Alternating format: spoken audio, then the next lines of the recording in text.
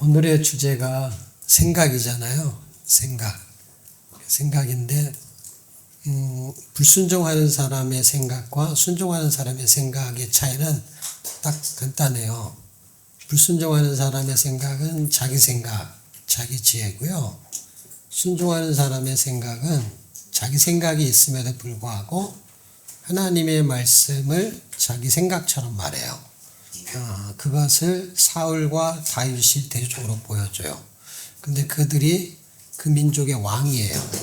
하나님이 왕을 세울 때의 기준이 말씀이라는 것을 기억하셔야 돼요. 우리가 왕이에요. 왕 같은 제사장. 하나님이 우리를 세워서 사용하실 때 그 사람이 갖고 있는 지식, 능력, 기구리 장대함 그것으로 하나님 사용하지 않아요. 이 다윗과 사울을 대조적으로 잘 보셔야 돼요. 어떻게 보셔야 되냐면 사울이 왕을 할 때 사울의 실력이 출중했다라는 걸 기억하셔야 돼요. 그러니까 사람들이 볼 때 왕감이야, 왕감. 이야, 저거는 덩치도 좋고 그 다음에 전쟁에서 나가서 이길 수 있는 실력도 있고 그래서 사울이 왕이 됐으면 좋겠다는 거를 그때 그 사람의 국민 백성들이 그걸 다 원했어요. 왜냐하면 자기들이 보기에도 자기들의 왕이 될 만하다고 생각을 했어요. 그래서 사람들의 왕의 기준이 자기 생각의 기준이야. 근데 하나님의 왕의 기준은 하나님의 생각의 기준이야. 그쵸? 다 똑같은 거야. 근데 하나님의 생각의 기준은 말씀이야. 그러니까 하나님이 왕을 폐위시킬 수 있어요. 그러니까 사람들의 기준보다 더 높은 기준이 하나님의 기준이 돼버리는데 그 하나님의 기준이 말씀이라는 거예요. 그래서 말씀을 붙잡지 않으면 우리가 왕 노릇을 못해요. 어떤 왕 노릇이요? 왕 같은 제사장의 왕 노릇을 못해요. 이 왕 노릇은 바울이 고린도 교회의 교인들한테 말할 때 너희는 우리 없이 왕 노릇 했다라는 말을 해요. 이게 이제 일만 스승과 한 아비의 비유하고도 연결이 되는데 어쨌든 너무 많이 가면은 또 돌아오는데 시간이 많이 걸리니까 사무엘상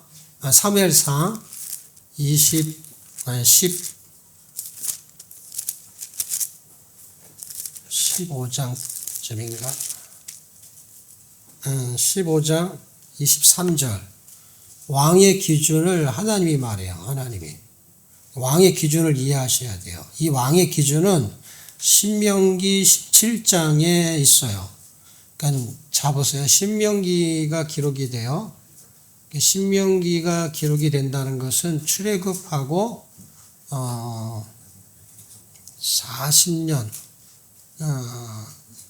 40년쯤에 기록이 된 거죠. 그러니까 출애굽하고 40년. 그러니까 출애굽을 하는 동안에 광야 40년을 살거든요. 이스라엘 백성이. 출애굽을 하고 1년 동안의 기간의 사건은 출애굽기. 그리고 민수기가 38년. 그리고 신명기가 이제 39년에서 40년 사이. 그러니까 40년 후에 기록이 된 거죠. 그러면은 연대가 어떻게 되는 거예요? 1446년쯤 되는 거죠. 그 출애굽 1400년 경인 거죠. 결국에는 그때를 시작으로 다윗이 왕을 하는 기점은 1000년의 기점이에요. 그러니까 신명기의 말씀이 지금 이 사무엘상 15장에서는 연대를 정확하진 않지만 어림잡으면 400년 전에 뭘 줬냐면 왕의 기준을 준 거예요. 보세요. 왕정 제도가 생기기 전 400년 전에 왕정 제도에 대한 기준을 만들었다는 거예요. 그 기준이 이미 하나님은 갖고 있었던 거예요. 근데 사람들의 기준은 자기 멋대로 갖는 거죠. 왜냐하면 나라마다 틀릴 수도 있는 거고, 사람마다 틀린 거고. 근데 하나님의 기준은 400년 동안 변하지 않는 거예요. 그게 신명기에 있다라는 거는 그 왕정제도가 생기기 400년 전에 이미 주어졌다. 그리고 그 기준을 여기서 그냥 한 절에 설명을 하는데, 찾았나요 우리? 15장 23절 같이 한번 읽겠습니다. 시작. 이는 거역하는 것은 사술의 죄와 같고 완고한 것은 사신 우상에게 절하는 죄와 같음이라. 왕이 여호와의 말씀을 버렸으므로 여호와께서 왕을 버려 왕이 되지 못하게 하셨나이다. 왕의 기준이 뭐하고 연관돼요? 말씀하고 연관이 되는 거예요. 그러니까 다윗이 왜 왕이 됐어요? 기굴이 장대해서 왕이 된 게 아니에요. 기굴이 장대해가지고 왕이 됐는데 왜 왕을 못하는 거예요? 말씀을 버려서. 그러니까 왕의 기준이 실력이 아닌 거예요. 성도의 기준이 실력이 아닌 거예요. 교회의 기준이 건물이 아닌 거예요. 이 성도의 실력이 성경 실력이 아닌 거예요. 기도 많이 하는 게 아닌 거예요. 왜냐하면 그거를 기도는 많이 하는데 말씀대로 안 살아. 그 기준은 성경을 많이 읽어 이런 거하고 아무 상관이 없는 거예요. 기도를 많이 하는 거하고 아무 상관이 없는 거예요. 기도를 많이 하고 성경을 많이 읽는 거는 하나님의 말씀대로 살고 싶어서 하는 거니까 수단이란 말이에요. 수단과 목적을 절대로 헷갈리면 안 되는 거예요. 성경을 많이 읽는 게 나쁘다는 뜻이 아니라, 기도를 많이 한 게 잘못됐다는 뜻이 아니라, 그게 뭘 하기 위한 수단이잖아요. 병에 걸려서 기도한다. 그럼 병을 낫게 하는 수단이죠, 기도가. 근데 많이 하면 낫고 적게 하면 안 낫고 그런 건 아니잖아요. 그러니까 수단은 목적에 의해서 움직이는 건데, 기도를 많이 하면 무조건 좋고 성경을 많이 무조건 좋다 이렇게 평가하는 게 아니라 그 목적에 부합되는 과정이 필요하다는 거예요.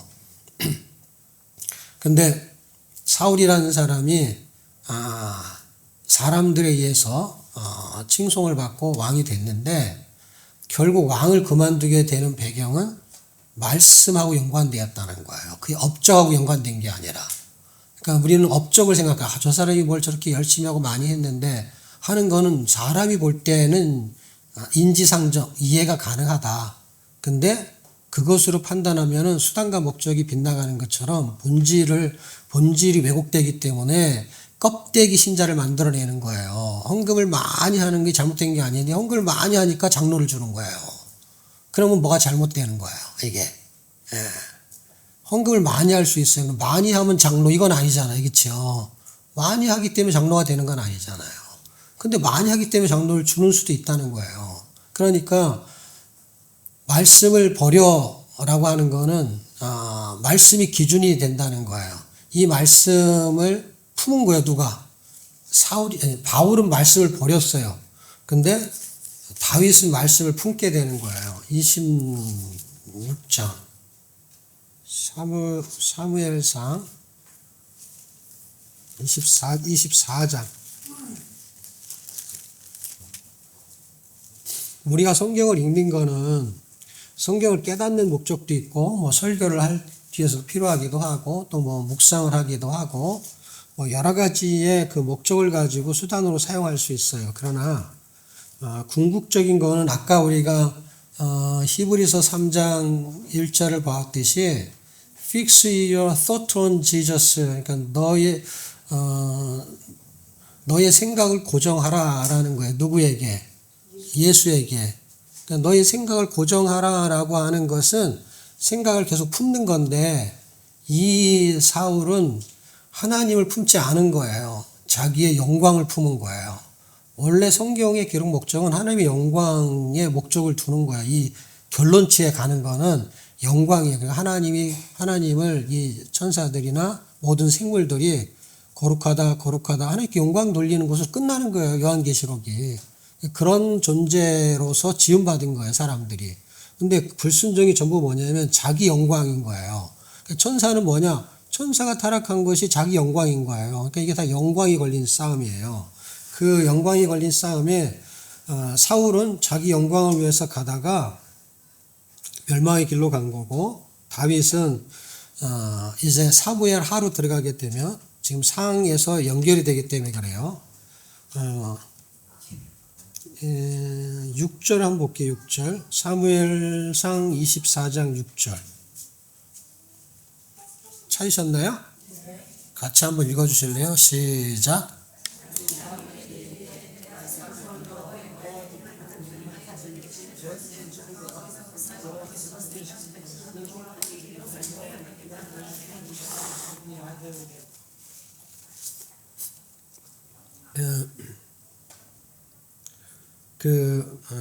사울을 죽일 수 있는 기회가 이제 생겼잖아요. 생겼는데 다윗이 사울을 죽이지 않아요.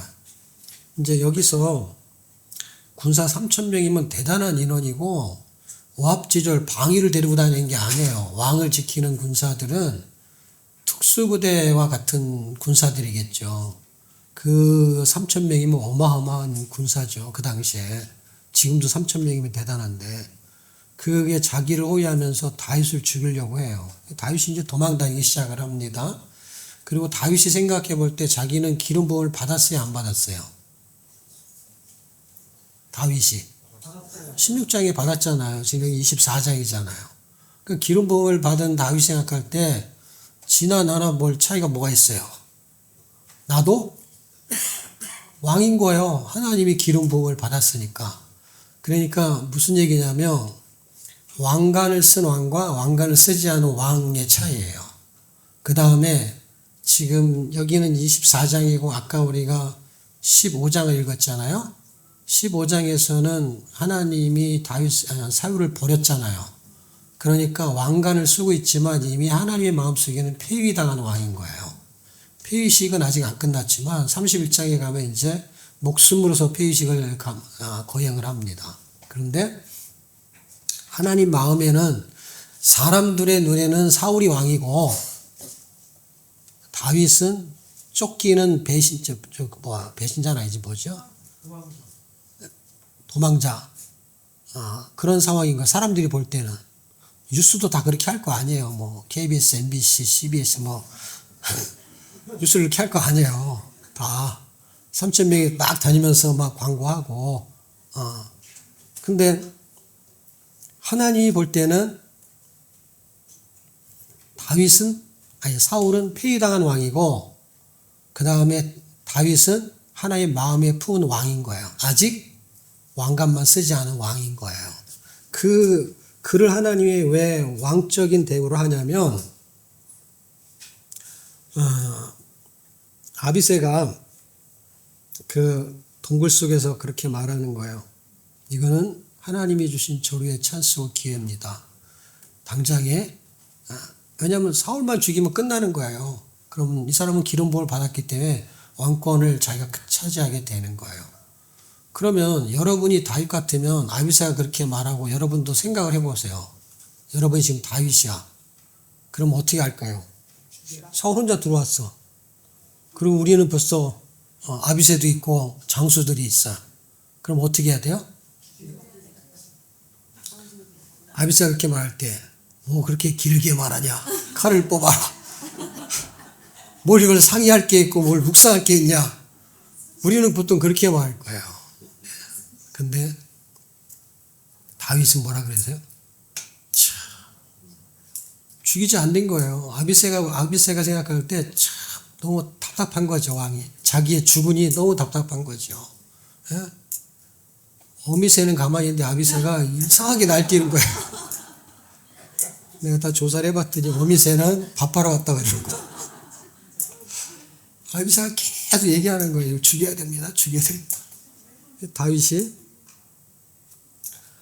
하나님께서 기름 부음 받은 자를 죽이는 거를 금했다는 거예요. 그 말씀을 지키고 있는 거예요, 이 사람이. 자기의 목숨을 걸고. 누가 이렇게 할 수가 있어요? 내가 하나님 같아도 다윗을 어떻게 해요? 귀하게 볼 수밖에 없는 거죠. 목숨을 걸고 하나님을 섬기는 거잖아요, 이게. 이건 하나님 입장에서 볼 때 마음에 안 둘 수가 없는 거예요. 마음에 기가 막히게 마음에 드는 것이죠. 이런 마음을 품은 다윗이 이제 사무엘 하에 가게 되면은 그가 이제 왕을 하게 됩니다. 왕을 하게 되는데 하나님이 개입하시는 사건들이 한두 가지가 아닌 게 등장하게 됩니다. 한두 가지가 아니라는 건 뭐냐면 남북이 나뉘어가지고 이제 사울의 편을 들고 있는 베냐민 쪽의 지파들은 전체는 북쪽 이스라엘, 우리가 말하는 남북한이 분열이 됐을 때의 북이스라엘, 남유다 이렇게 나눠지는 거 아시죠? 그렇게 이미 분열이 되어 있는 상태예요. 언제? 사울이 죽고 나서부터는 북쪽은 나라가 있어요, 원래. 그리고 남쪽만 다윗이 유다 지파만 데리고 왕을 하는 거예요. 그럼 생각해 보세요. 10개 지파의 왕을 하는 지역과 유다 지파의 왕을 하는 이건 지파의 왕이지, 말하자면. 한 지파니까. 여기는 나머지 지파들이잖아요. 그럼 생각해 보세요. 군사력도 엄청 차이가 나요. 여기서 군사력을 정확하게 인원을 말하는데, 전체 인구가 아니라 군사만 3만이에요. 유다 지파는. 근데 이스라엘 지파는 30만이라고 나와요. 당연하죠. 10배. 그냥 우리가 계산하기 편하게 일부러 이렇게 써준 것 같아. 10개 지파니까 30만, 여기 3만. 그럼 생각해봐요. 전쟁하면 이길 수가 있어요, 없어요? 못 이기는 거예요. 근데 인구수로 이기는 게 아니라는 걸 보여줘요. 왜? 어차피 사무엘상 16장에서 골리앗을 이길 때부터 보여줬어요. 하나님이 다윗과 함께 할 때 이기는 방법을. 그러니까 다윗은 그 이기는 방법을 알고 있었던 거예요. 우리는 이 하나님이 이기는 방법을 모르기 때문에 북이스라엘 방법을 쓰는 거예요. 그래서 무조건 교회도 크게 짓고 30만 교회야. 30만 교회 전략을 써요. 근데 하나님이 함께 하시지 않으면 무너지는 거야, 그 교회가. 30만 교회가 무너져서 뭐가 돼요? 술집이 됐잖아요, 지금은. 어느 교회인지 몰라서 그치? 교회 이름을 알려줘요? 그 교회 이름이 유럽교회예요. 교회 이름을 하나의 그냥 나라를 집어넣어요. 여러 나라를. 유럽교회는 무너졌어요. 30만 교회가. 시골교회 3만 교회가 살아남을 수 있는 거는요, 인원수에 있는 게 아닌 거예요. 전쟁의 승리는 누구에게 있다? 하나님에게 있는 거예요. 하나님이 다윗 편을 들기로 작정을 하셨어요. 그러면 게임이 끝나는 거예요. 그러니까 누구 마음에 드는 게 중요하냐? 장로님 마음에 들게 목회를 하는 게 아니라 목회자는 하나님 마음에 들게 목회를 하셔야 돼요. 안 그러면 둘 중에 하나요. 목회는 사람하고의 싸움이 아니에요.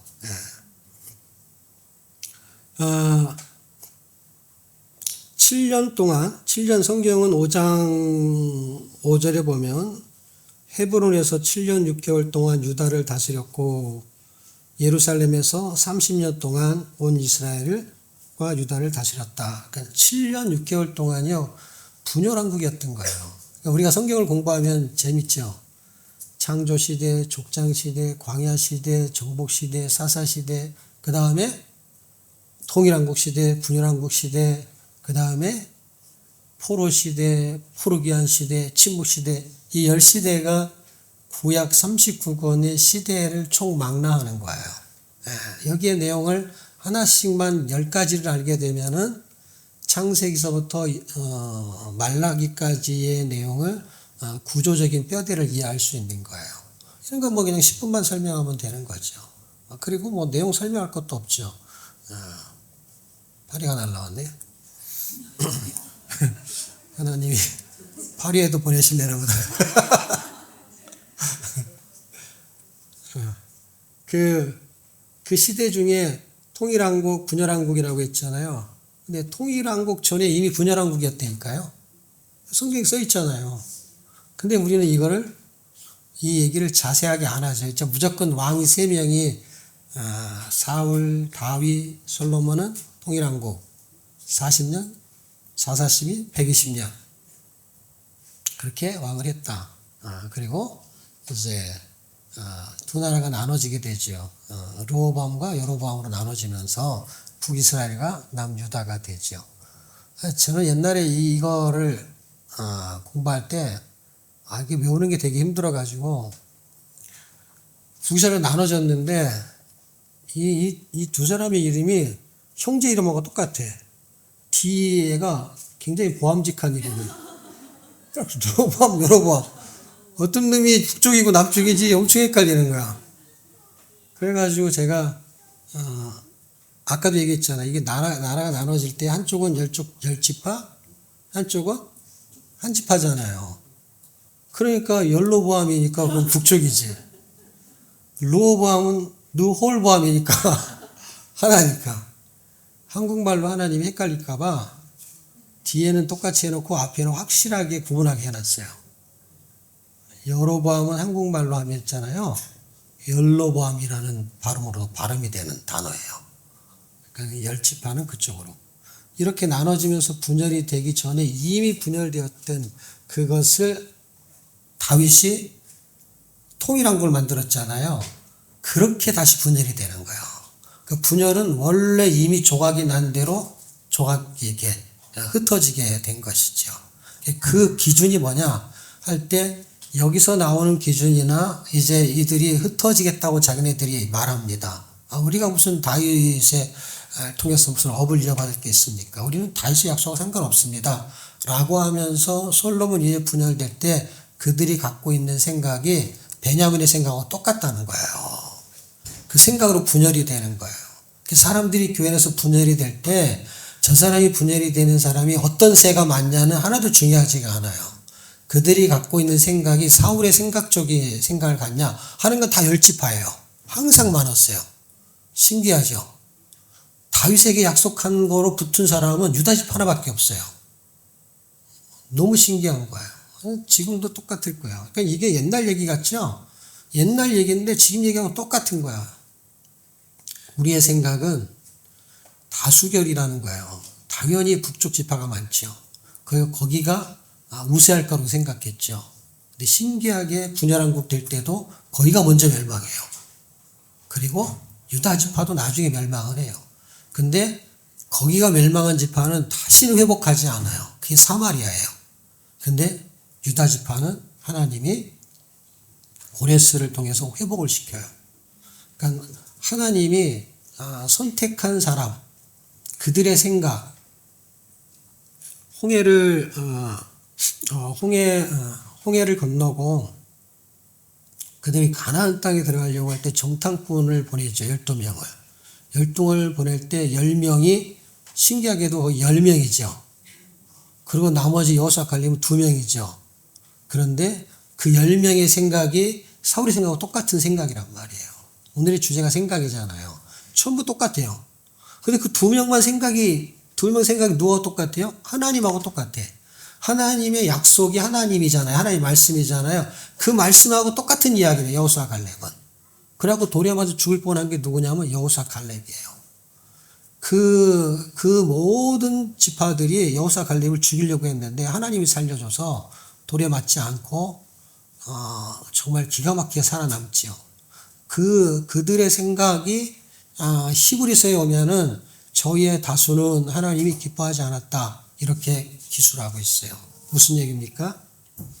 우리의 생각으로 목회하고 우리의 생각으로 신앙생활하는 거는요. 눈으로 보면은 30만 교회일 수 있어요. 그 다음에 업적이 좋을 수도 있어요. 뭐 교회 장로가 된다든지 뭐 아니면 뭐 이름을 낸다든지. 그런데 금방 알 수 있어요. 어떻게 알 수 있냐면 여러분 교회 담임 목사님이 설교 잘하는 담임 목사님이 좋아요? 설교 좀 못하는 담임 목사님이 좋아요?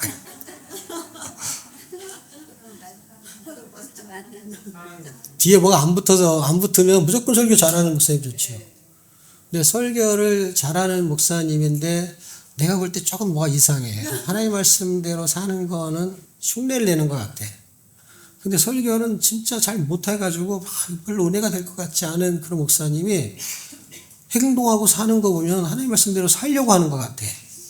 자, 이제 뒤에 뭐가 붙었어요. 수식어가. 그러면 설교 잘하는 뭐한 목사님이 좋아요? 설교를 못하지만 뭐한 목사님이 좋아요? 네, 설교가 중요하지 않다는 거예요. 여러분이 아신다는 거예요. 하나님이 어떤 목사님을 좋아할까요? 그러니까 설교 잘하는 목사님을 좋아하냐고 하나님은 설교 잘하는 목사님 좋아하지 않아요. 그러니까 말만 잘하는 목사님을 좋아하지 않는다 이 말이에요. 제 말은. 설교를 잘하는 거를 잘못했다는 뜻이 아니라 뭔가 원하는 게 뭐냐는 거죠. 하나님이 성도들이 원하는 거는 하나님 말씀대로 살려고 하는 목회자를 원하는 거예요. 그럼 반대로 목회자는 어떨까요? 헌금 많이 하는데 신앙생활이 좀 이상해. 돈은 좀 필요해서 저 집사님 우리 교회 나와야 되는데 신앙생활을 조금 이상하게 해가지고 뭐라고 하면 딴 교회로 갈 것 같아. 그래서 이러지도 못하고 저러지도 못해. 근데 어떤 사람은 가난한데 하나님 말씀대로 순종하면서 살려는 사람이 있어. 그러면 진짜 좋은 목회자는 어떤 성도를 좋아할까요? 헌금 많이 하는 성도? 헌금 많이 하는 성도는 설교 잘하는 목사님이 좋아해요. 다 끼리끼리 노는 거예요.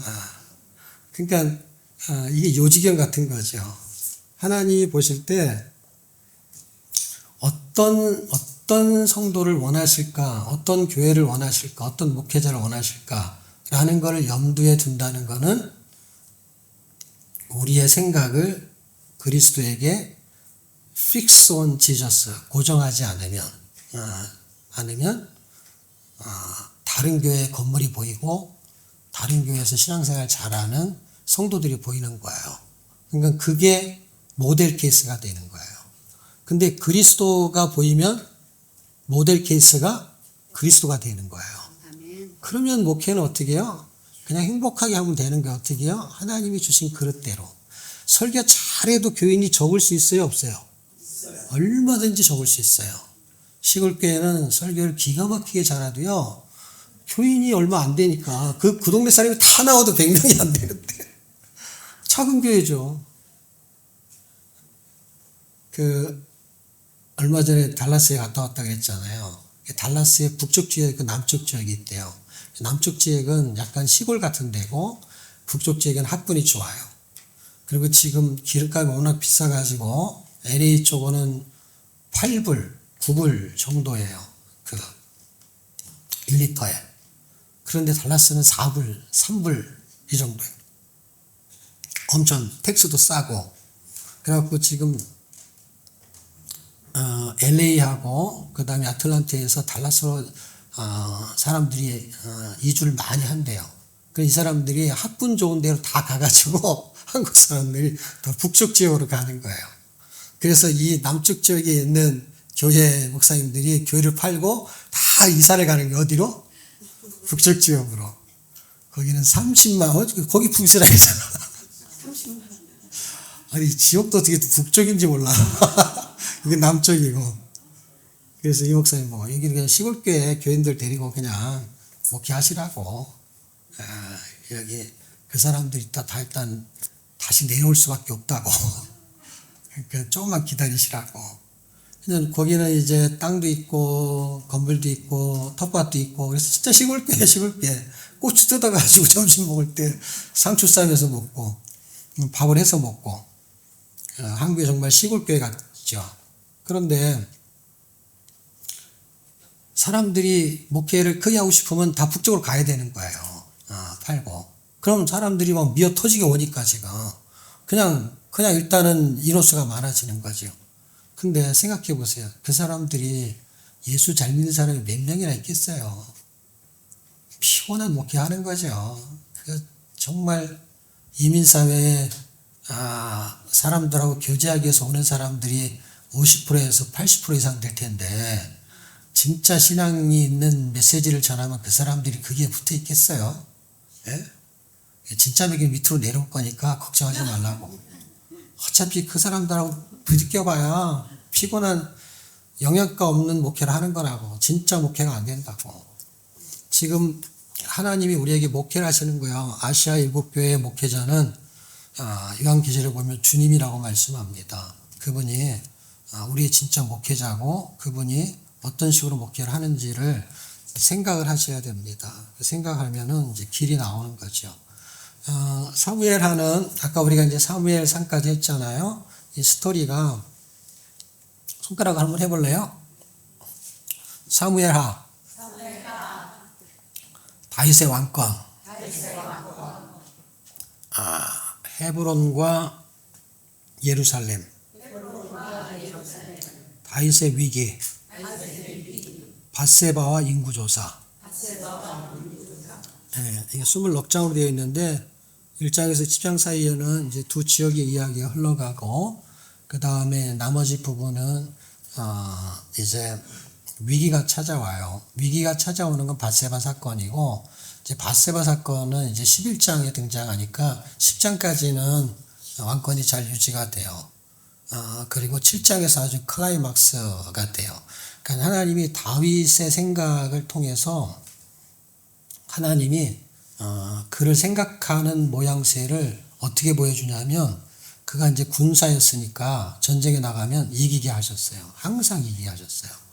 전쟁에서는 이길 수만 없는 게 질 수도 있고, 그 다음에 손해를 당할 수도 있어요. 근데 항상 이기게 하셨어요. 그 이기게 되는 배경을 이해하셔야 되고, 사무엘하에서는. 그리고 이제 11장부터는 밧세바 사건이니까 여기서는 다윗 위기가 등장하는 거예요. 보세요. 26장이니까 10장이니까 나머지 후반부가 더 길어요. 그러니까 영화는 짧고 위기가 되게 긴 거예요. 그러니까 다윗이 고난을 되게 많이 당한 사람이에요. 왜냐하면 왕 되기 전에 벌써 10년은 광야의 도피 생활을 했지요. 그래서 산전수전을 다 겪은 사람이 다윗이라는 사람이. 그리고 이제 11장, 그리고 1장에서 10장 사이에 이제 영화를 보는 건데, 너무 짧잖아요. 그쵸? 사무엘 상도, 한 10장 정도는 맨날 도망 다니는 이야기만 나오고, 이제 여기서 10장 얘기를 간단하게 하고, 그 다음에 11장부터 24장까지 이야기 중에서 이제 밧세바 사건이 되게 중요하게 등장을 하죠. 그러면서 그 사건이 계속 꼬리를 물어가지고, 그 자기의 자손, 그 왕자들이 다 죽게 되고, 고통당하게 되고, 그 다음에 자기는 왕권에서, 폐위를 당했다고 말하긴 그렇고, 어쨌든, 쫓겨나기 시작하는 거죠. 누구 때문에? 자기 아들. 누구죠? 네, 압살롬 때문에 아주 그냥 압살당하게 생겼어요. 그래서 그 도망 다니고 요단강을 건너요. 그리고 와서 어떻게 기가 막힌 하나님의 은혜로, 사무엘 상에 등장했던 아비새가 있듯이 이 다윗은 세대라고 치네요. 그래서 세들의 고향인데 자기 친구가 누가 있냐면 후세가 있어요. 후세가 있어서 그 뒤웃자를 쓰는지 모르지만 뒤에 남겨놔요. 후세를. 그 아이도벨하고 계략싸움을 하는데 이 계략싸움에서 후세가 이겨가지고 후세를 도무해요. 그래서 요단강 사이 건너올 수 있었던 건 이 후세 때문에, 이 계략가 때문에. 그러니까 굉장히 좋은 친구를 갖고 있었던 거죠. 그리고 나서 한 번의 실수를 더 하는데 그게 인구조사입니다. 인구조사가 이제 24장에 나오면서 거기에는 아주 중요한 구속사적인 의미가 담겨져 있습니다. 이게 이제 사무엘 하의 전체적인 스토리예요. 그 스토리 속에서 스토리는 그냥 어차피 내용이에요. 내용은 제가 보다 훨씬 잘 말하는 사람들이 말할 수 있고, 여러분이 읽으면 제가 한 얘기를 그냥 요점 정해서 그렇지 그냥 그 내용인 거예요. 근데 그 내용이 어쨌다는 거예요. 메시지는 그 내용을 통해서 메시지를 말하는 거잖아요. 그리고 메신저는 그 메시지의 내용의 의미를 정확하게 전달을 해야 되는 거예요. 그 정확하게 전달하는 그 내용은 하나님은 지금 어디에다 초점을 두고 있느냐는 거예요. 하나님은 다윗에게 초점을 두고 있어요. 왜 다윗에게 초점을 두냐면 다윗이 하나님 마음에 합했기 때문에, 그 합했던 마음이 인간이 어느 순간에 한순간에 다른 생각을 품게 되면서 위기가 찾아온다는 것을 보여줘요. 그래서 그것을 회복시키는 것은 누구냐? 인구조사 끄트머리인 24장에서 성전터에서 번제, 화목제, 제사를 지내면서 회복하는 사건으로 이 사무엘하가 끝이 나요. 무슨 얘기를 하고 싶은 거냐? 하나님은 다윗 같은 사람도 죄를 질 수 있는데 그 사람을 어떻게 회복시키는지로 결말을 끝내고 있다라는 거예요. 그래서 하나님은 다윗에게 초점을 맞춘 것 같지만 너무 놀랍게도 당신에게 초점을 맞추게 하는 목적으로 다윗에게 초점을 맞춰. 그래서 성경은 계속해서 다윗에게 초점을 맞추게 이야기해.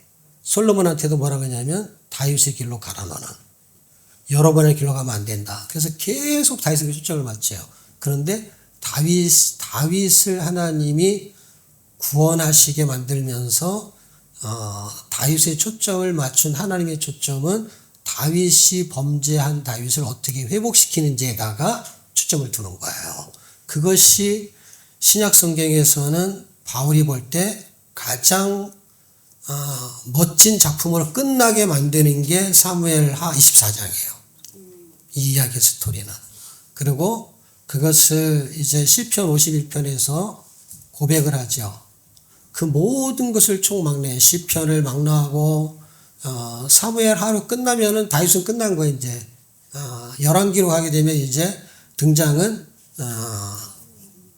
솔로몬이니까 거기서 이름이 나와도 그거는 이제 게임이 끝난 거예요. 이제 책이 이제 넘어가는 거는 이제 이 사람의 사역은 끝난 거예요. 그러니까 사무엘상 사무엘하에 나오는 다윗의 생각이 결국 뭐예요? 전쟁에 나갔으면 이기겠고 하나님의 마음을 품게 했어요. 그런 왕같은 제사장의 노릇하는 우리들이 한순간에 무너질 수가 있다는 거예요. 그 무너지는 것을 누가 어떻게 회복하는지를 찾지 못하면 우리는 그냥 인물 공부하다 끝나는 거예요.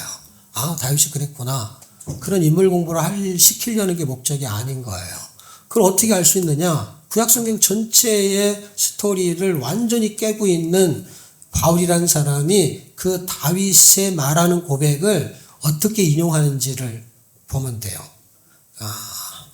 로마서 4장을 한번 보겠습니다.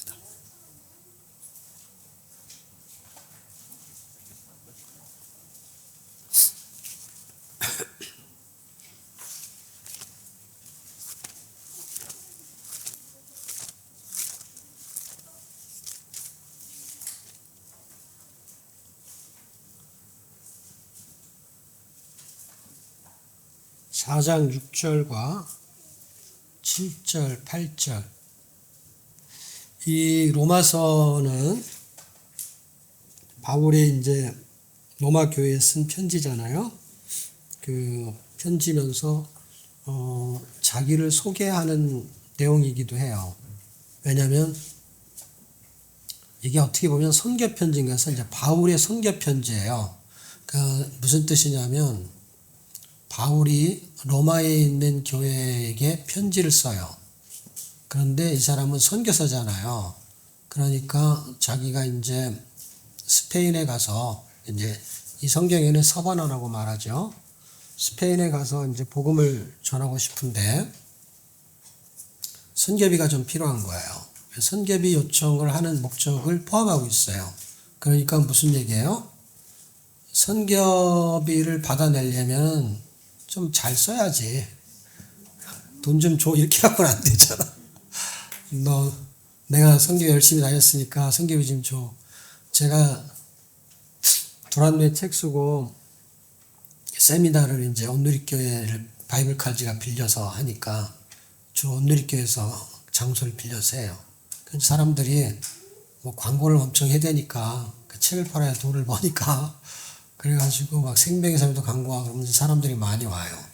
그래서 제가 세미나를 하면서 코로나 되기 전까지 세미나를 했죠. 세미나에 사람들이 그 모집 광고하게 되면은 뭐 한 순식간에 그냥 매진이 된다 그러나 뭐라 그래야 되나? 일단 강의가 꽉 차요. 그래서 이제 더 받을 수가 없어요. 그만큼 그 당시는 성경 통독하는 사람들이 많고 인기가 많았는데 그때마다 제가 강의할 때마다 무슨 얘기를 했냐면 선교비 요청을 했어요. 이 사람 돈 내고 와서 강의를 듣는 거잖아요. 무료로 하는 게 아니라 돈을 내고 강의를 듣는 사람한테 선교비를 달라고 제가 딱 16주 강의 중에 14주, 15주쯤에 제가 해요. 뭐라고 하냐면 나는 이 성경 통독 세미나가 수단이고 성경가 목적인데 이 세미나를 나는 이제 그만할 거다. 그래서 그만하고 싶은데 그만할 수가 없는 거야. 세미나 할 때마다 사람이 점점 많이 오는 거야. 그리고 내 기도가 응답이 되려고 코로나가 생긴 거잖아. 코로나가 되는 바람에 세미나가 중단되는 김에 나는 아이고 잘 됐다.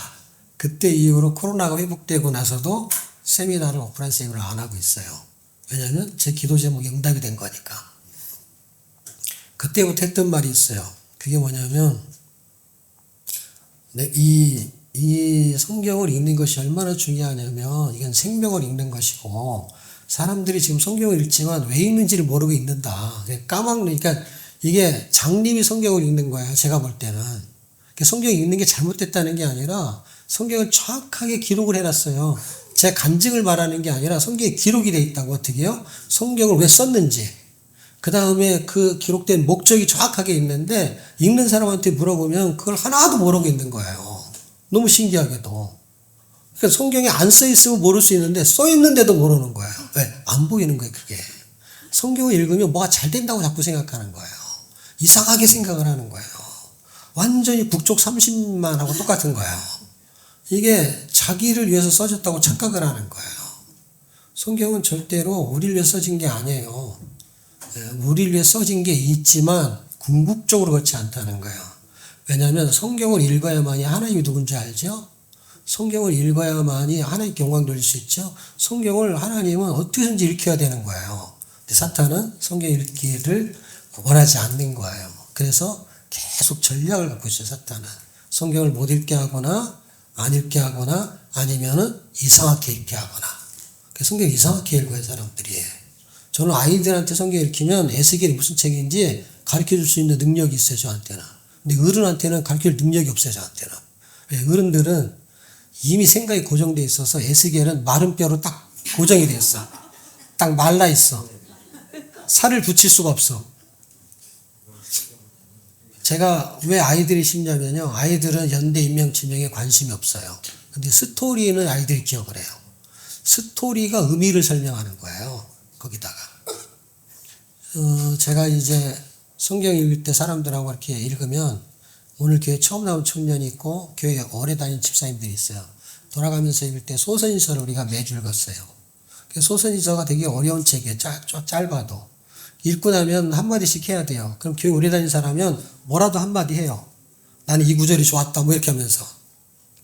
오늘 교회 처음 나온 사람은 할 말이 없죠. 근데 그 청년이 뭐라 그러는 줄 아세요? 그 청년 때문에 모든 사람은, 어린아이들은 성경을 더 잘 이해할 수 있다는 것이 확신이 생겼어.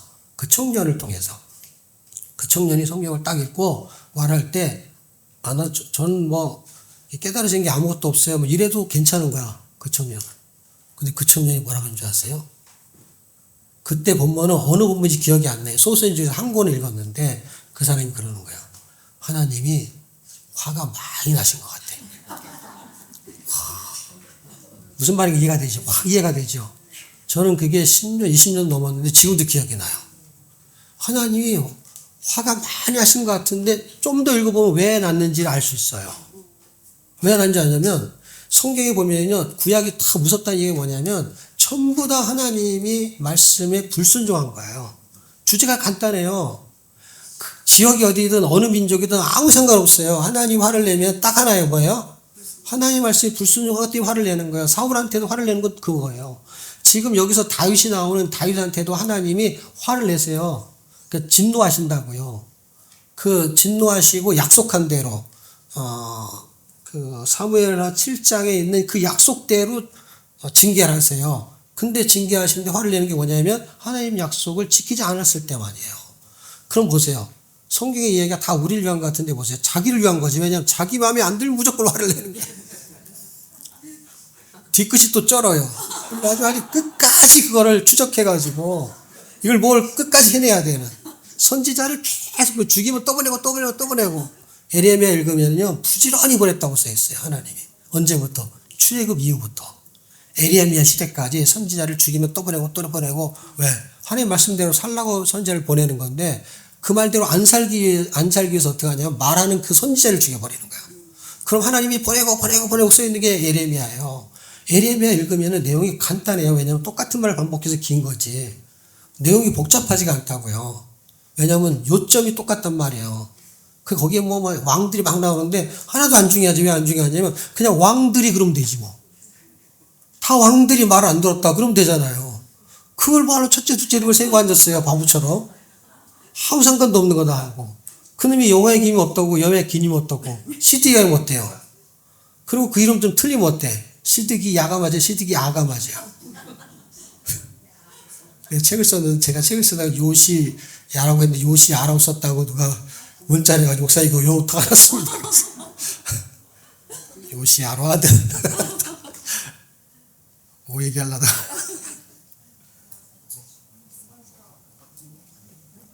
로마서에 보면은 6절에 일한 것이 없이 하나님께 의로 여기심을 받은 사람의 행복에 대하여 다윗이 말한 바 7절 그 불법을 사하심을 받고 그 죄를 가리우심을 받는 자는 복이 있고 주께서 그 죄를 인정치 아니하실 사람은 복이 있도다. 시편 아니죠. 이게 시편 32편이니까 다윗이 우리가 잘 아는 건 51편이죠. 51편에 밧세바 사건 때문에 이제 죄를 뉘우치는 사건은 다 아시죠? 예, 근데 이 32편이 있다는 거예요. 그러니까 우리는 성경을 공부하기 때문에요. 51편만 아는 거예요. 왜? 32편은 몰라도 되는 거니까. 왜? 공부를 했으니까 51편으로. 예? 그러니까 공부를 하게 되면은 단점이 있는 거예요. 왜냐면 그게 전부인 것 같은 거예요. 그러니까 그거가 전부가 아니고 일부라고 생각하면서 성경을 읽어야만이 거기에 살을 붙이고 보충할 수가 있는 거예요. 읽기가 어마어마하게 중요한 거예요. 읽기가 좀 불편하고 시간이 많이 걸리고 공부처럼 뭔가 이렇게 소득이 없는 부분이 많아요. 근데 제가 이 사역을 20년 넘게 하고 성경을 하나님이 빨리 많이 읽게 했잖아요. 그러니까 하나님이 성경을 저한테 읽히신 거죠. 그 요한선교단은 자기가 성경을 읽어드린 거고 나는 하나님 어떤 마음을 준 거냐면 성경을 하루에 한 번 읽고 싶은 마음을 준 거예요.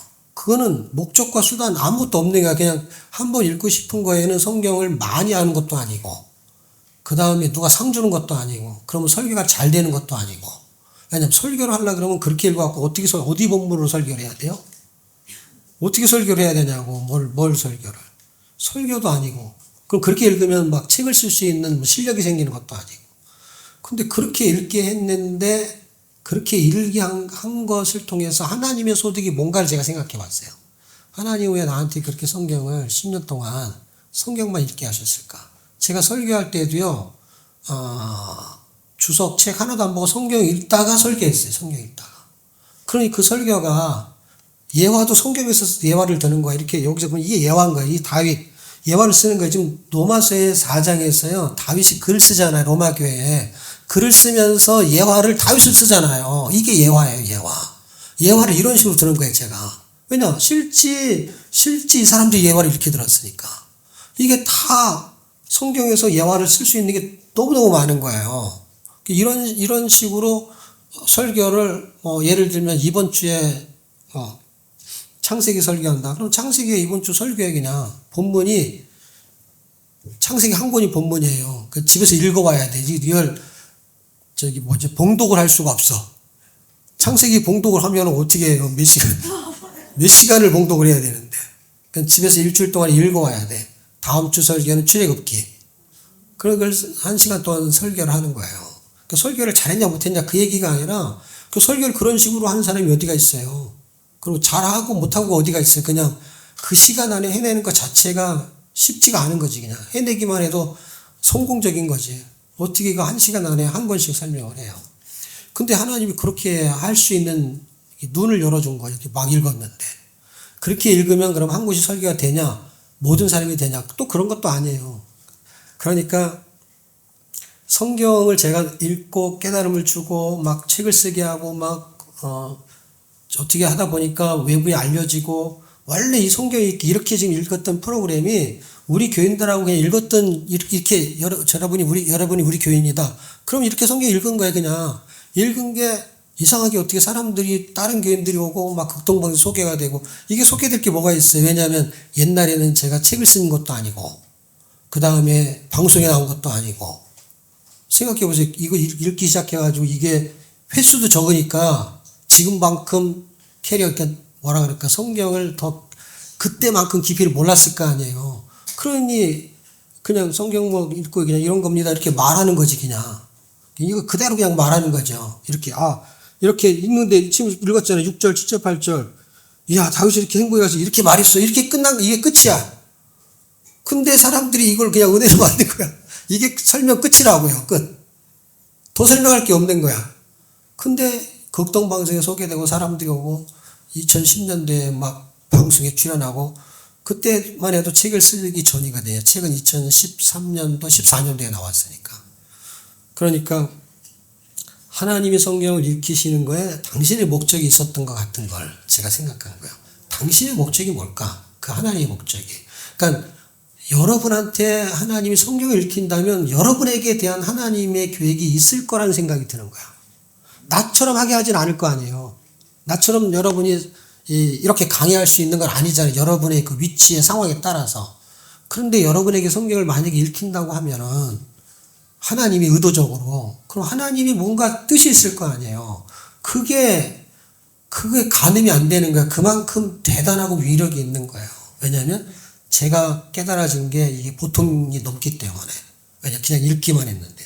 읽기만이라는 것은 여러분, 이렇게 막 천천히 묵상하고 뭐 생각하고 뭐 글 쓰고 그런 게 아니고, 그냥 읽기 바쁜 거예요. 그리고 읽으면은 이걸 빨리 읽으면서 눈으로 따라 읽잖아요.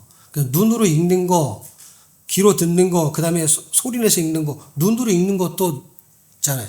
그러니까 구독으로 읽는 것도 있지만 눈으로도 읽는 게 있잖아요. 그 눈으로 빨리 읽으면 눈이 돌아가잖아요. 그 눈이 막 빨리 돌아가니까 머리가 아픈 거야. 그래가지고 내 옆에는 항상 타이레놀이 있었어요. 그래갖고 저는요, 구약 먹고 신약 먹고 타이레놀 먹고 구약 먹고 신약 먹고 타이레놀 먹고 그렇게 제가 약을 먹었어요. 약을. 예? 그래갖고 지금 타이레놀 먹어도 약발이 안 되는 거예요. 머리가 아파갖고 미국 갔다 와서 너무 피곤해가지고 지금 감기 기분이 있는데 일주일 내내 안 났는데 이게 오늘도 벌써 타이레놀 매달 먹었는지 몰라요. 하나님이 하실 일이 있다는 거예요. 이걸 하면은 뭐가 되는 게 아니라 하나님이 나에게 성경을 읽히는 걸 통해서 당신이 하실 일을 찾아야지. 내가 이거를 뭐 부자 되려고 성경을 읽으면 부자 된다라고 써 있으면은 당연히 되겠죠. 근데 성경을 부자 되게 하려고 쓰신 게 아니라면 그건 아닐 수 있는 거예요. 부자 될 수도 있지만 그건 목적이 빗나가는 거죠. 근데 하나님이 당신의 목적을 가지고 쓰신 성경을 나에게 집중하면서 읽게 만드신다면 당신이 나를 통해서 영광 받으시려고 하는 무슨 스토리가 있겠죠. 그 스토리를 책으로 써도 못할 정도로 많다니까요, 제가요. 이 간증이 더 많다니까, 이 설명보다. 왜냐하면 제 스토리가. 간증할 게 뭐 해봐야 다 별거 아니지만은 그래도 스토리가 있다고, 스토리가. 예. 그 하나님이 이 로마서를 통해서는 바울이 이 다윗의 이야기를 갖다 씁니다. 이 갖다 쓰는 다윗이 행복의 기준을 뭐라고 뒀냐면 자기가 이제 사무엘하 24장이 끝나는 거기에서 물론 죄를 자복하면서 하나님 회개를 받으셔서 그거는 정리가 됐지만 회개 이후에 발생하는 하나님의 책망이 쭉 길게 전개되고 그 다음에 인구조사라는 어떤 사건을 통해서 그를 회복시키는 어떤 번제 제사의 사건, 이것들이 맞물리는 것들이 다 싸잡아 가지고 이 바울이라는 사람이 죄를 해결하는 것이 가장 행복한 것이다 라고 지금 정의를 내리고 있는 거죠. 왜냐하면 하나님이 가장 싫어하는 것이 죄이기 때문에. 그러니까 죄하고 뭐하고 연관되냐? 하나님하고 연관성이 있는 거예요. 그러니까 죄를 가리운 게 왜 행복하냐 할 때 하나님이 그러니까 죄를 가렸다는 덮어주는 걸 말하는 거예요. 근데 이걸 덮어주지 않으면 하나님이 가려지는 거예요. 다시 말하면 하나님과 관계가 없어지게 되는 거야. 이 죄를 해결해야만이 하나님의 관계가 다시 회복이 되는 거야. 그러니까 사람의 행복은 하나님이 기준이라는 걸 설명하고 있는 거예요. 죄를 안 지면 행복해진다는 뜻이 아니고 죄하고의 문제가 아니라 하나님하고의 문제인 거야. 근데 죄 때문에 하나님의 관계가 단절이 되는 거예요. 근데 하나님과의 관계를 회복하려면 죄를 해결해야 되는 거야. 근데 인간이 죄를 해결할 수가 없는 거예요. 그 마지막을 보여주는 게 뭐냐면 24장 인구조사고 그 죄가 어디서부터 출발했는지를 보여주는 게 시편 51편 엄마의 태 속에서부터 출발했다는 원죄를 설명하고 그것이 밧세바로 연결이 되는 거예요. 그러니까 이거는 다윗의 죄는 원죄에서부터 출발하는 죄를 하나님이 해결하는 구원의 스토리를 기가 막히게 보여주고 있는 거예요. 그래서 로마서 4장에 기록이 되어 있는 거예요. 다윗의 이야기가. 근데 이 로마서 4장을 이해하지 못하면 다윗의 스토리는 구속사의의 개념을 이해할 수 없이 그냥 죄를 진 것을 자범죄로만 해석하게 되는 거예요. 그런데 51편의 기록을 의하면 자범죄가 아니라 원죄였다라는 것을 기억해야 되는 거예요. 그 원죄를 해결할 수 있는 방법은 하나님밖에 할 수 없다라는 거예요. 그것을 스토리로 보여주는 것이 밧세바 사건인 거예요. 그러니까 사무엘하 결론을 내면 그리고 밧세바 이름도 좀 특이하지 않아요? 여기 영어 성공을 보면은 영어로 BATC 뭔가 BAT 갑자기 영어가 생각이 안 나네.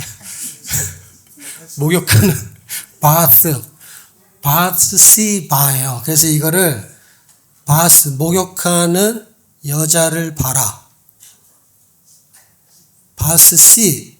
그러니까 바스는 뭐냐면 목욕이잖아요. C는 여자잖아요. 그 다음에 BA 한국말로 봐라. 그래가지고 밧세바가 이름의 뜻이 목욕하는 여자예요. 너무 신기하죠. 예, 그 여자는 목욕을 자주 해가지고 이름이 밧세바가 된 것 같아요. 그날도 목욕을 한 거지. 원래 목욕을 자주 하니까. 목욕하고 있었는데 다윗이 그걸 보게 된 거예요. 예. 다윗을 하나님이 굉장히 사랑했어요. 왜? 사무엘상에서는 하나님이 마음을 품고 사울을 살려준 거죠. 근데 사무엘하에서는 그 다윗이 7장에 마음에 생각을 한 거예요. 이 마음이 생각이거든요. 마음이 품었어요. 보세요. 전서에서는 하나님의 말씀을 품었어요. 이 사무엘하에서는 하나님을 품었어요. 그래서 성전을 품었어요. 성전은 하나님을 말하는 거예요. 왜냐하면 그리스도가 하나님이잖아요. 그 예수 그리스도 하나님의 본체의 원형을 보고 모세가 그대로 만든 게 성막이잖아요. 그러니까 이게 하나님의 모형이 되는 거예요. 그리스도의 모형이 성전이고 성막인 거예요. 이게 하나님이에요. 그러니까 성전을 품었다는 건 하나님을 품은 거예요. 요한계시록 21장.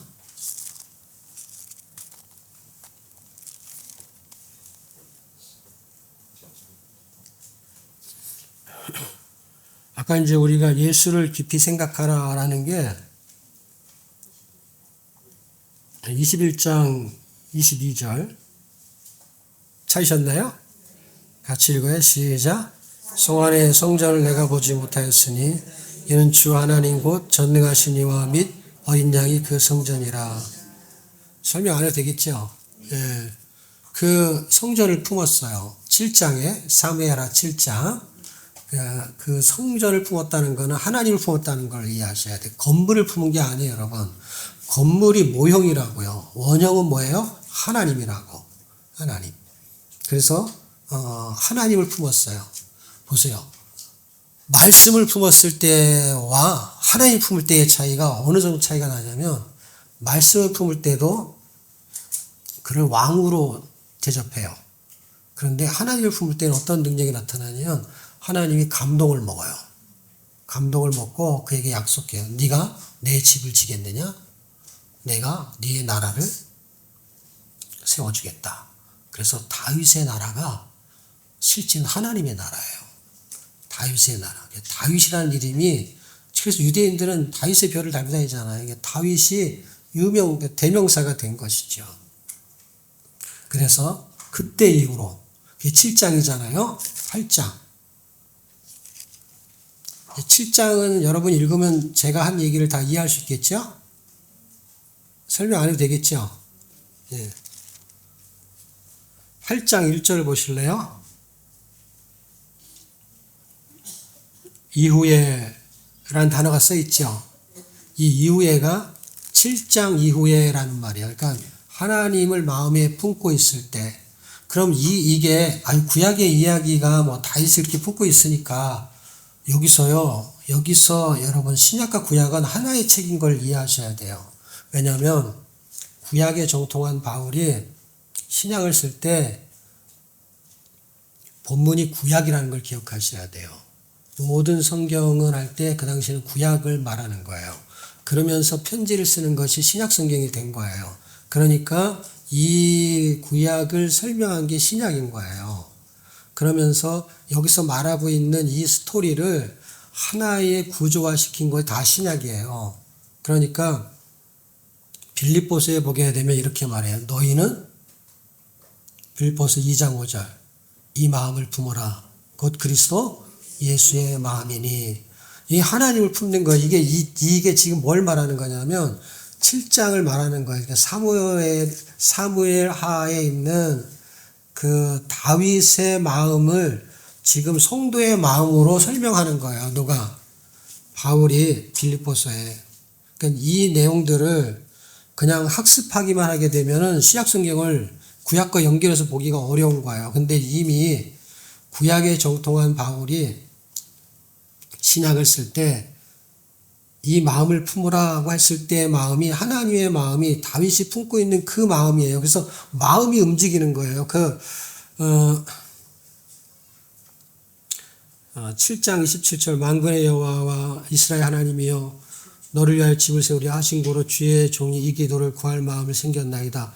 이 마음을 주신 거예요. 이 마음. 근데 뭐 하나님에게도 마음을 주셨어요. 어떤 마음을 줬냐? 내가 다윗은 보호하리라. 그 이후에 터닝 포인트가 된 거예요. 6절 여호와께서 이기게 하시더라. 14절 다윗이 어디를 가든지 여호와께서 이기게 하셨더라. 하나님이 이기게 하셨어요. 우리가 이 요한계시록 같은 시대에 우리가 살아서 이기기를 원하셔요. 하나님이. 왜냐하면 요한계시록에 있는 7교회를 여러분 읽어보시면 이기는 자는 7번 반복해요. 무슨 얘기냐면 하나님은 이기겠다는 거예요.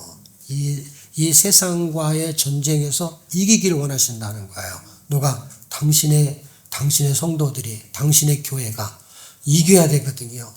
근데 이기는 자들은 하실 때 이기는 자는 어떤 자냐? 힘센 자가 아니고 지금 다윗과 같은 마음을 품으면 이긴다는 거. 왜냐하면 이기는 자들은 뭐냐? 이기게 해주시는 자들은 이 말이에요.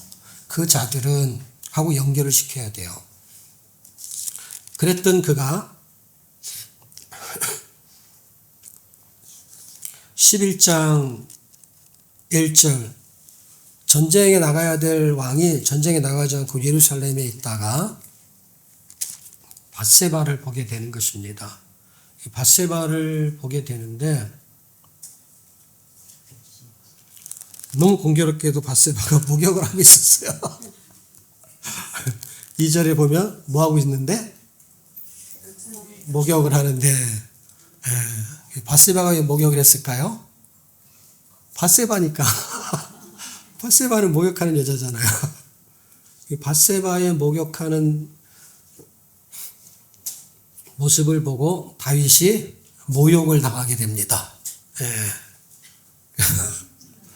둘 다 욕을 보게 되는 거죠. 그 사건이 어떻게 전개되느냐.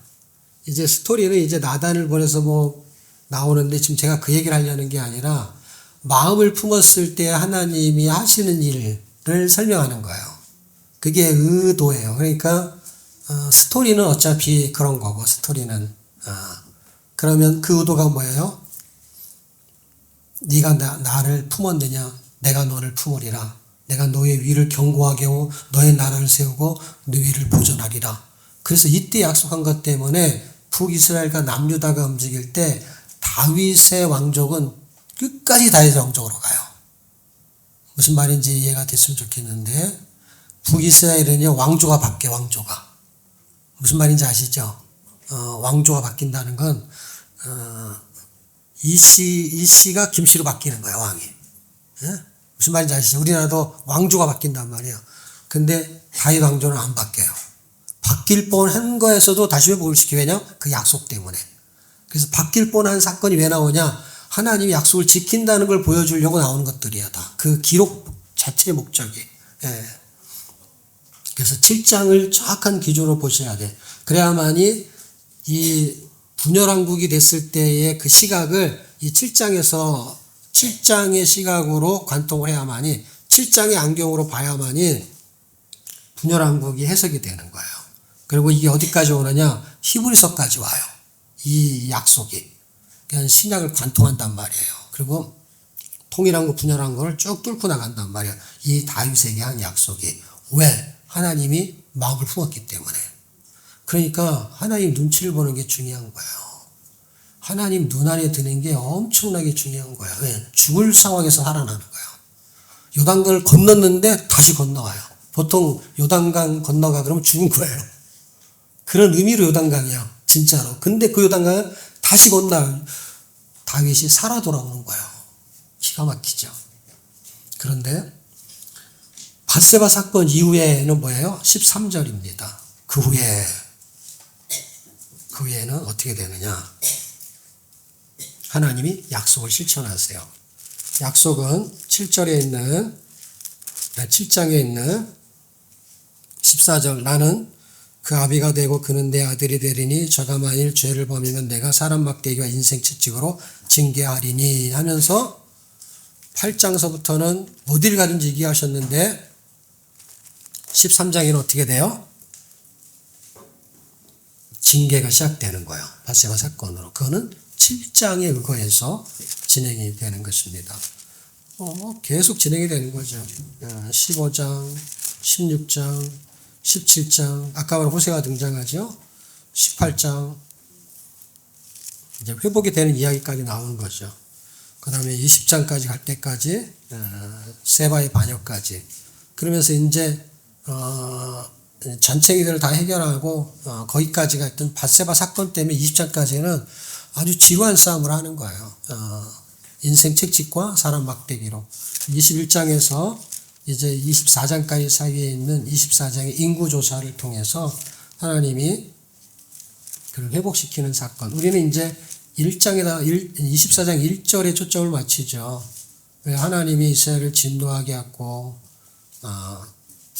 악의 세력이 인구조사를 하게 했느냐 하는데, 그거는 해석이 불분명한데, 거기다 해석을 정확하게 하는 건 별 의미가 없고, 인구조사를, 허락했다라는 거죠, 하나님이. 그리고 인구조사를 다윗이 하려고 하는 마음. 그래서 주제어는 뭐냐? 주제어는 하나님이냐 사탄이냐가 중요한 게 아니라 인구조사의 의미가 중요한 거예요. 인구조사의 의미는 민수기로 가야 돼요. 민수기는 인구조사 얘기예요. 넘버스. 첫 번째 인구조사, 두 번째 인구조사. 그 인구조사는 속전의 개념을 설명하는 거예요, 원래는. 그러니까 광야의 40년의 이야기의 핵심에 초점은 속전이에요, 속전. 속전은 뭐예요? 구원받았다라는 거예요. 그래서 한 사람의 생명을 이렇게 씌는 거예요. 그래서 이런 거예요. 이게 정말 어떤 거 똑같냐면, 어떤 아이가 어떤 버스 안에 가가지고 있는데, 거기 사람 몇 명인지 몇 명인지 보고 하고 그랬더니 애가 딱 갔더니, 사람 없고요, 군인만 있어요, 그러더래요. 그러니까 무슨 말인가 아시겠어요? 이 숫자를 세어린다는 건 생명을 의미하는 것 같단 말이에요. 생명을. 사람은 없고 군인만 있어요. 그러니까 군인은 사람이 아닌 거예요. 그러니까 뭐냐면 여기서 우리가 숫자를 세어려요. 그럼 여기 인원이 50명이다. 이렇게 세어려서. 그 여기 50명이 있지만 여기서 말하는 인구조사는 그 인구조사가 아니라 숫자를 세어리면 한 사람의 희생값이 줄은 사람만 숫자로 계산되는 거야. 그게 민수기 이야기예요. 민수기는 그걸 공부해야 되는 거예요. 그 이야기의 인구조사가 여기서 설명을 하고 있는 거예요. 그래서 그 값을 치러야 돼요. 한 사람이 생명으로 숫자를 헤아리면 그 사람을 위해서 대신 죽은 양의 값이 치러져야 되는 거야. 그걸 속전이라고 합니다. 속전. 그래서 속전에 대한 이야기가 설명이 되어져야 돼요. 왜 설명이 되어져야 되느냐? 그것은 이 재앙을 마무리하는데 번제로 속죄로 드려지는 그리스도로 인해서 이것이 무마가 돼요. 이 재앙이 끝난단 말이에요. 그러니까 한 사람 그리스도의 희생이 번제로 드려지는 거예요. 어디에서요? 아라우나 타작마당에서. 그 아라우나 타작마당이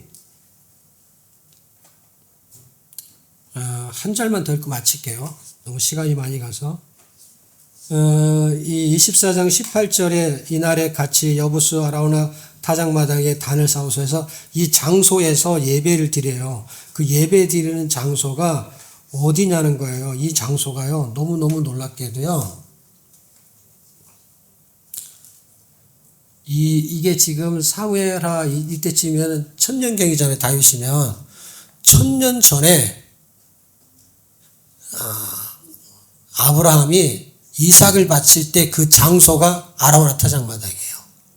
거기가 모리아산이거든요. 1000년이 지나면서요. 거기가 마당이 된 거예요. 사람이 살면서. 여러분 이게 1000년, 2000년 지나면서 도시가 땅에 묻히는 거 아시죠? 예.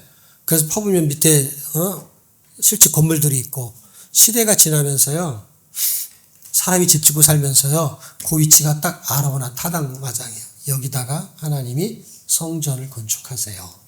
그 성전에서 번제로 드려지는 성전이 죽으심을 통해서 생명이 살아난다는 얘기를 하는 게 이 핵심 목적이에요. 한 절만 읽고 마칠게요. 역대하 3장 1절.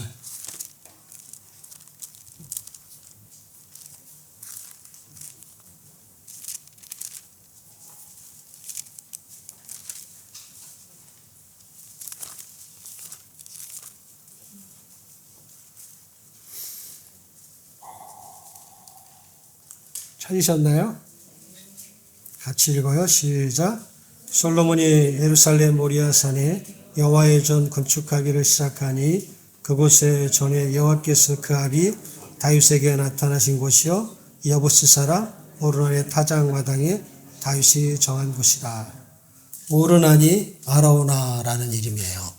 아라우나 타작마당이 모리아산에 건축하기로 한 그곳이고 그 모리아산이 번제로 드렸던 그 위치를 말하는 거예요. 정확하게. 예수님이 그리고 1000년 후에 오시죠. 아브라함과 다윗의 자손 예수 그리스도 세계라. 마태복음 1장 1절. 여러분 이게 그냥 족보가 아니에요. 언약의 족보, 구원의 족보예요. 이 스토리를 이해하셔야 돼요. 성경은 그냥 막 읽는다고 되는 게 아니라 이걸 연결시키고 있어요. 마태복음 1장 1절에 아브라함과 다윗의 자손 예수 그리스도의 세계라. 아브라함의 언약, 다윗의 언약이 예수 그리스도한테 연결되어서 확증되는 구원의 언약. 그 언약의 그 족보가 우리가 들어가는 거야. 중요해요. 그게 예수님이 이 다윗을 기점으로 이 아라우나 타작마당에서 번제를 드리는 이 모리아산이 1000년 전에는 아브라함의 언약이 이루어지는 거고 1000년 후에는 그것이 성취되는 거예요. 누가? 그 위치에서 죽은 사람이 누구냐면은 예수님이에요. 그래서 2000년 전에 번제를 드릴 때 예비된 여호와 이레의 양이 예수님인 걸 보여주는 거예요. 2000년 전에 예비가 된 거예요. 그래서 그 장소와 위치를 정확하게 어느 지역에서 예수님이 탄생하고 몇 년 뒤에 탄생하고만 맞추는 게 아니라 예수님이 언제 어디서 돌아가실지까지도 설명해 놓은 것이 이 지금 열왕기 한 가지의 스토리로만 설명하면 거기까지의 이야기가 진행이 되는 것입니다. 성경을 여러분이 좀 더 깊이 있게 읽으려면 그리스도를 묵상하시고 그분이 깨달음을 주십니다. 그리고 그분이 성경을 읽게 하신다는 걸 기억해요. 내가 성경을 읽는 것 같지만 그분이 읽게 하시려고 쓴 거기 때문에 내가 읽고 싶은 마음을 가져도 그분이 읽고 싶은 마음을 준 거나 마찬가지인 거야. 왜냐하면 목적은 그분이 우리를 읽히는 것이지 내가 읽는 게 아니에요, 원래는. 근데 그분의 목적과 내 목적이 같아지기 때문에 내가 읽고 싶으면은 굉장히 목적이 부합이 되는 것이죠. 그런 목적으로 여러분이 성경을 읽으시면 반드시 하나님이 여러분을 통해서 하실 일이 있는 것입니다. 왜냐하면 메시지를 통해서 하나님 우리에게 사명을 주시거든요. 그런 교회, 그런 성도가 되시기를 축복합니다. 수고하셨습니다.